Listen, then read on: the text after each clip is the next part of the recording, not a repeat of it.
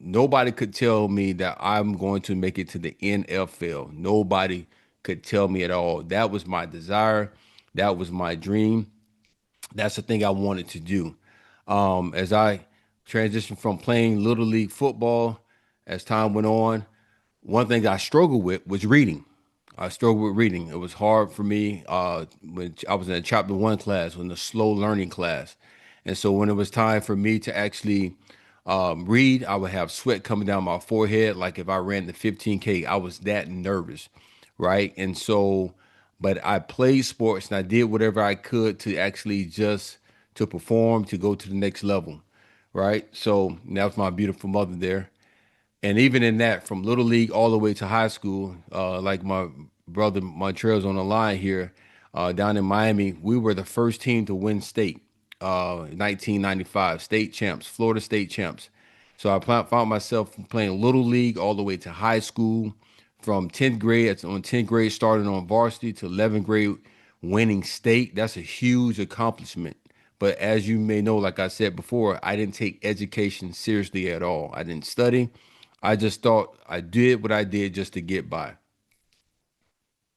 If you look at this is something called All Dade. This is in Miami-Dade County. These are the top athletes throughout that senior year. So I found myself from my junior winning state to my senior year making All Day, which is a huge accomplishment. Half of these guys you see on here, you may remember, may not. A lot of you guys are younger, but a lot of these guys went to schools like Florida State. Rohan Davey, number 6, went to LSU. You had this guy here, Najee Davenport, went to UM. Cook went to Florida State. I mean, all these guys, Bradley Jenkins went to Florida State. Derek Gibson went to Florida State. All these guys went somewhere. Florida, Marco Emmanuel, Florida, Ohio State. So a lot of these guys went to big schools, and I was supposed to go to the University of Miami, but one thing I did not pass was my SAT. And so going back to that giant again, right? Academics, reading, uh, not doing things that I thought I was going to do to get by. And University of Miami wanted me, but I didn't pass my SAT. So that's what got me caught up with that. In that, guess what came around? An opportunity to get a scholarship at University of South Florida. Now, I want you to understand the USF that you see now, Will Nelson, I know you can contest this. The USF you see now is not the USF that I came into back in 1997. So here I was, didn't pass the SAT. My beautiful parents there, that was my coach. Here I was, I didn't pass the SAT. The coach, Coach Jim Levitt, came to my mom's job. She was a school teacher and offered a free scholarship. For me, that was messed up. Let me tell you why. Because I was arrogant, I was cocky, and I said to myself, you know what? I didn't have to study, have to pass a test to go to college. See, I'm still getting by. Quote unquote, I got the hookup. But God had a different plan. Right? So moving on from that, I go to USF. I'm King Kong. I'm the man. 3% body fat, bench 430 pounds. I mean, throw 430 pounds of weight. I'm strong, arrogant, chasing women. Hey, it's all about me. I got it all together. I'm going to USF. This was my prediction. I'm going to USF, do 2 years there, and go straight to the NFL. Why? Because ABC 12 o'clock game. I'm seeing a lot of my former teammates and guys I played with or played against on ABC national television. I'm gonna have the same story. But as you know, God had a different plan, right? Getting ready, my last year, um, Raymond James Stadium, and working hard, training, trying to get to the league. And guess what, guys? I break my leg. So at Raymond James Stadium in the stands, 2001, I break my leg. Frustrated, like, God, why is this happening to me? This don't make sense. I'm going to church, serving you. I'm involved in groups. Hey, God, where you at? This doesn't supposed to be a part of the norm. And I broke my leg. So here I am, breaking of a leg. Had to take 18 hours in the spring, 21 hours in the summer, while getting rehab. just to graduate back in 2001. Now you got to realize, remember, my biggest giant that I dealt with was illiteracy, was reading. So I thought I did what I could coming out of high school, not passing tests. I thought I got by. Now my senior year in college, now God's forcing me to take classes in order for me to graduate. As I graduated from University of South Florida with a criminology degree, I found myself teaching in the public school system for 18 years. And out of those 18 years, 12 years of teaching kids, I taught at-risk youth. Also, I taught middle school, touching lives. And I realized there was a huge need for a young man that's struggling with anger, struggling with fear, overcoming rejection, the whole 9 yards. But if you don't know about teaching, there's something called requirements that teachers had to do in order to maintain their GPA. And so I found myself teaching, but also I found myself getting married in 2005. And November 5th, 2005, I got married, teaching, feeling good. But I had requirements as a teacher that I had to do. Now, not just the requirements, I want you to understand, man. It was also now fighting my fear dealing with illiteracy or overcoming taking tests. And so when I got married, 2008, the economy hit. My wife was working. She was pregnant. As you can see here, she was pregnant. Life was good. But then when the economy hit, she lost her job.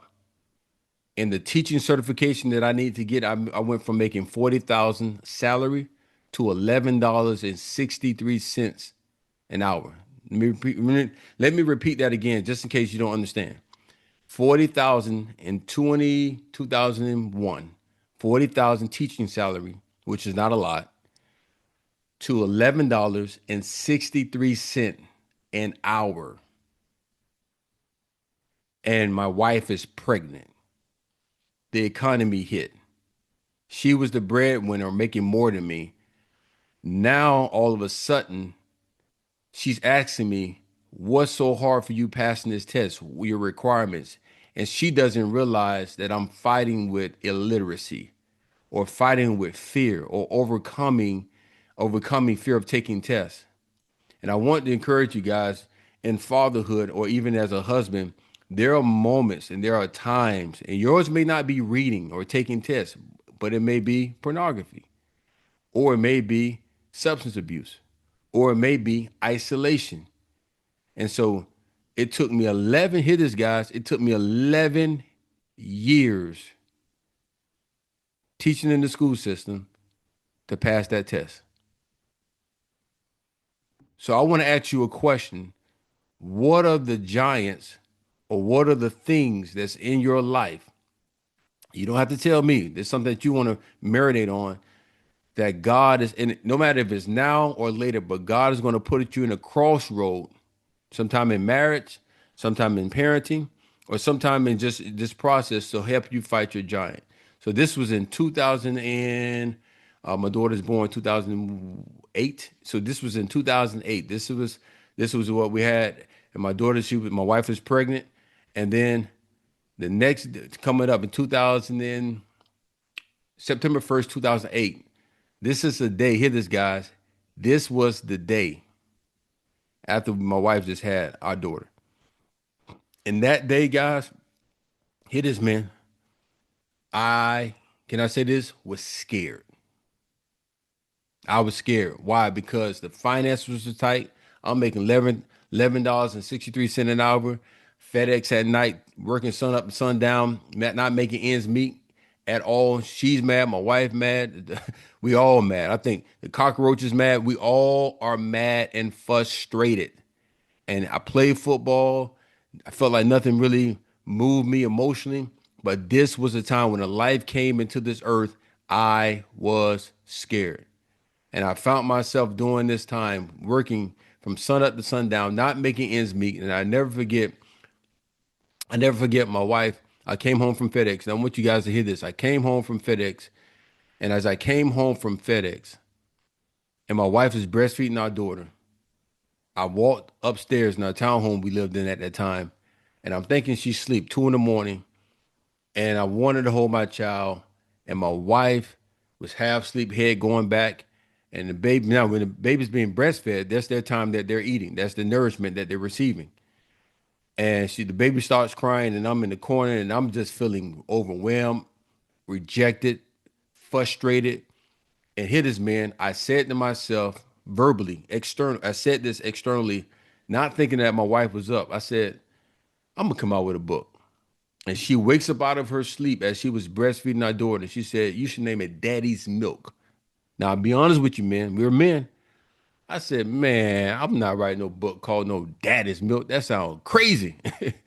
I'm not writing a book, no. But as I begin to go back to that lab, that computer lab, I couldn't type. But hear this, man. This is so powerful.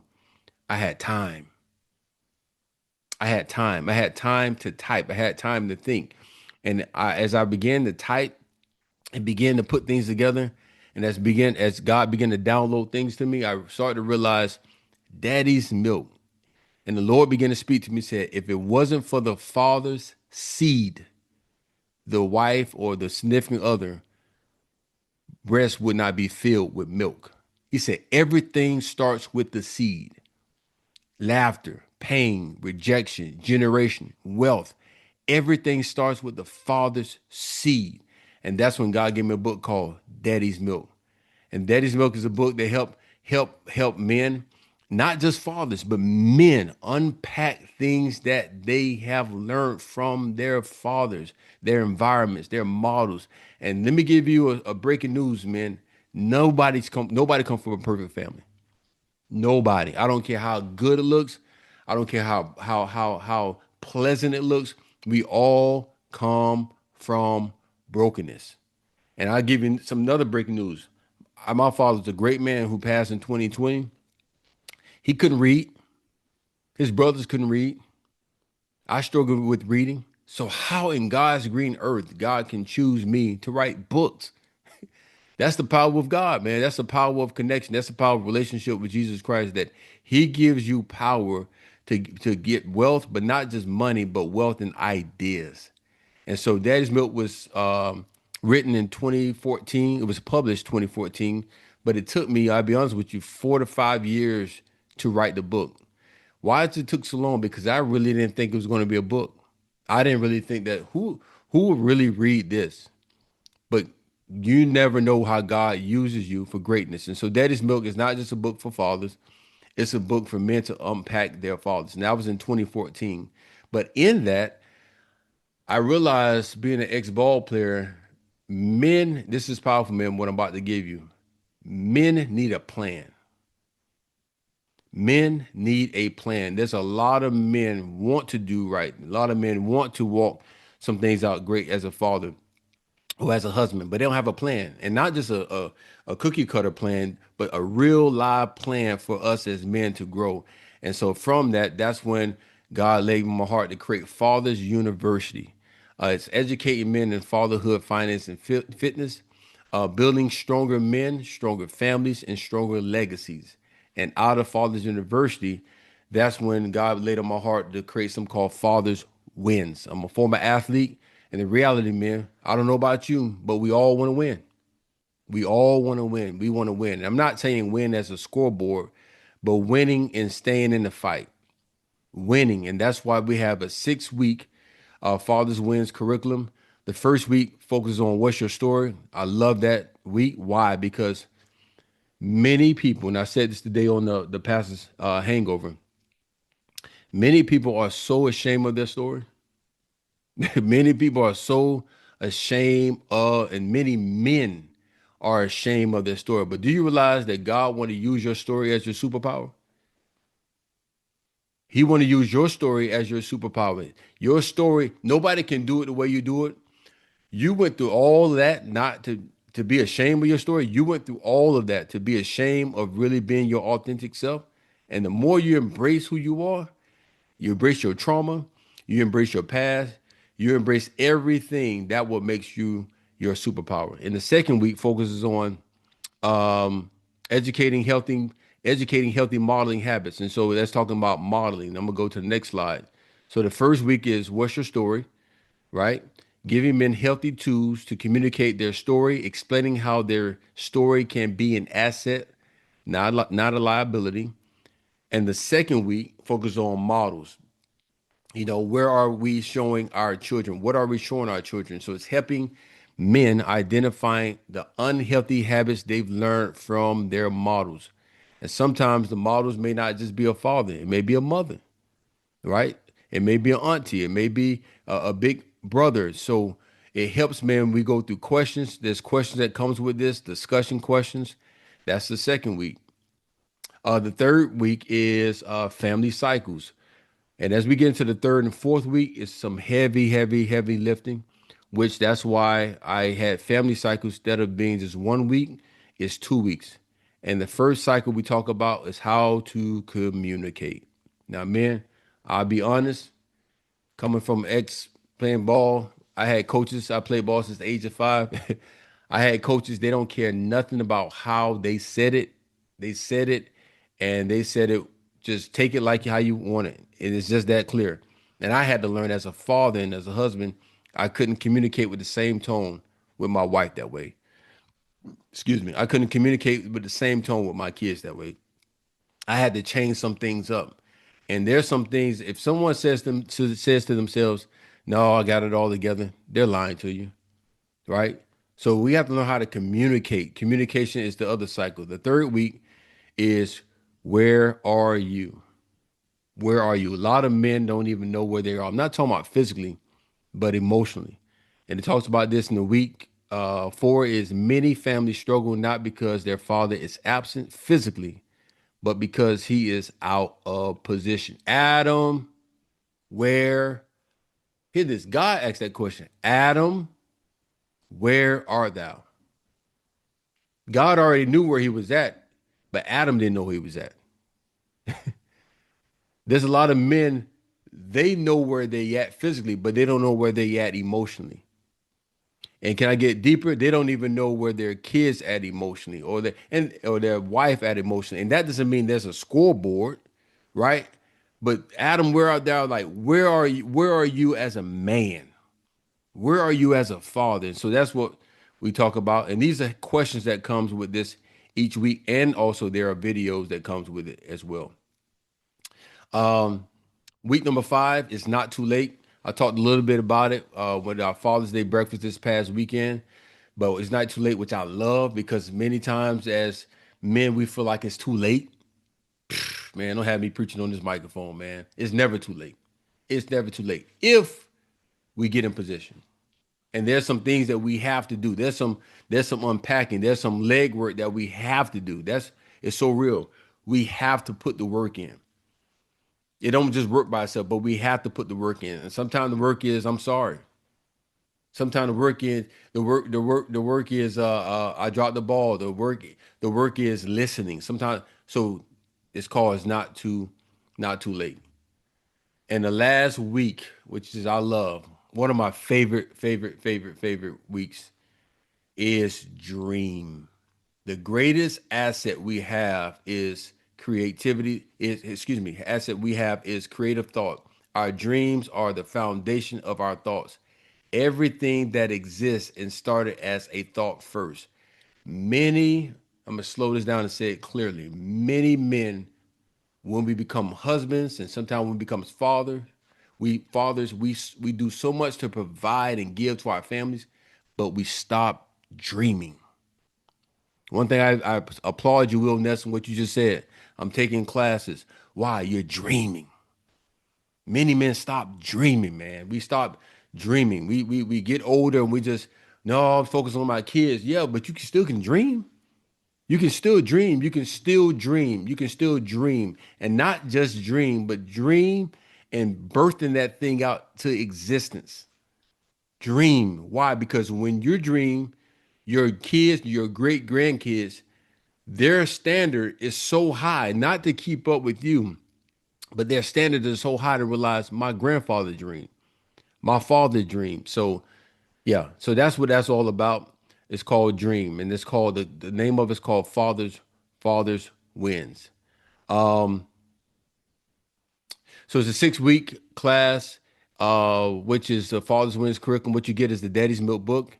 You get the video that created for it. I what I try to do is even with the video is do the teaching, but I like to have that sports feel that speaking life because a lot of men need to be encouraged. Locker room feel in the videos, and then right from the videos get into the group discussions. And so those are the things that we offer. It goes on, it says this here, it says, what would you get when you walk away? Greater confidence as a father and as a man, stronger relationships with your children, practical leadership skills, a clear vision for your family future, tools to break unhealthy cycles. And as you know, guys, if we can be real, you will never, how can I say this? There will always be a fight until God calls you home. I don't, there will always, really all this stuff with groups and all this stuff with fatherhood and all this stuff, whatever group or thing that you're getting involved in, this is the reality. You ready for this? This is just management. Like you said before, when you get who has a car and don't never get an oil change, the car gonna break down. This is fatherhood oil change for you. This is your childhood oil change so you can unpack so God can walk that thing out that you have for you. So it's tools to break up unhealthy cycles. Um, you have a brotherhood of support and accountability, a legacy plan that impacts generations. And so the Father's Win virtual class that I'm doing will be July 7th. If you're interested in it, you're more than welcome to email me, text me. My email address, I can put it in the chat. And also, too, it's only $50 for the class. It's 6 weeks. You're getting the Daddy's Milk book, the video, and then on the virtual when we have our breakout session. So give you a clear example. If there's 20 guys, let's say does the class, I won't just have one big discussion with 20 guys. The breakout rooms won't be no more than 4 to 5 guys because there's a lot of unpacking that needs to take place. Um, and so that's what it is with that. So are there any questions at all? Any questions?